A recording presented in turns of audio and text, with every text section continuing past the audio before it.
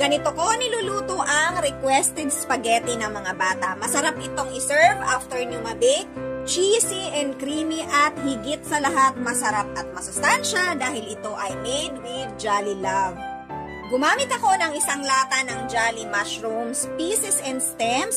Easy open can kaya madaling buksan, hindi na kayo mahihirapan. Salain at hiwain ng maliliit kagaya nito. Ang Jolly Mushroom ay rich in fiber, protein at antioxidants. Kaya magandang ihalo sa mga lutong bahay lalo na kapag para sa mga anak natin. Magpakulo ng tubig na may asin at mantika. At kapag kumukulo na, ilagay ang spaghetti pasta. Sundan lang ang packaging kung ilang minuto dapat lutuin. I-check maya-maya para hindi dumikit sa ilalim. At kapag okay na yung ating pasta, i-drain at i-set aside. Inuuna kong lutuin ang hiniwang hotdog. Mga mamis, ganito lang yung pagkakaluto na gusto natin. At kapag ganito na siya, pwede na yan i-set aside. Same pan, binawasan ko lang yung mantika. Ilagay na natin dito yung giniling na karne. Magdagdag na din tayo ng pamintang durog. Pork cubes, haluin muna natin. Gisa-gisahin mabuti.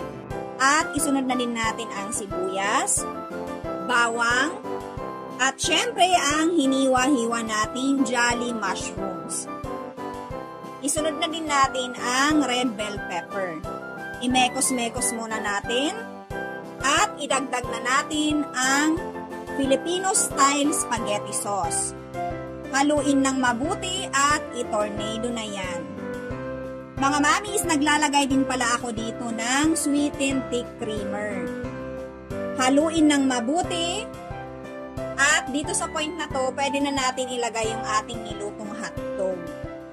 Magdagdag ng grated cheese, depende sa inyong panlasa. Pwede kayo magdagdag ng asin kung ayaw nyo ng cheese, pero mas masarap na may cheese.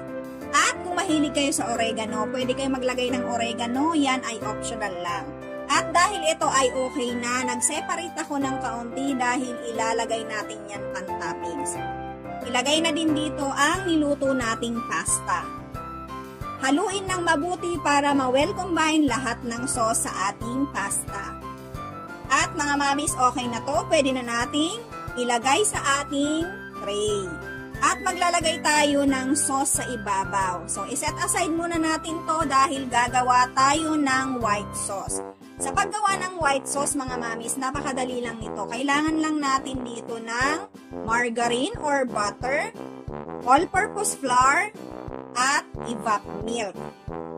Haluin hanggang sa kumulo yung ating sauce. Kapag kumukulo na, kumuha tayo ng another saucepan at kailangan natin yan salain para maganda yung sauce natin mamaya. Haluin ng mabuti at ilagay yung ating quick melt cheese. At mga mamis, pwede kayo dito mag-adjust. Maglagay ka ng asin kung pinakailangan. Kung gusto nyo medyo may alat-alat pa. At dahil okay na yan, pwede na natin yan itopping sa ating gagawing baked spaghetti with white sauce. Naglagay pa pala ako dyan ng cheese at binake ko ng 175 degrees Celsius for 35 minutes. Mga mamis, eto na yung ating finished product after 35 minutes.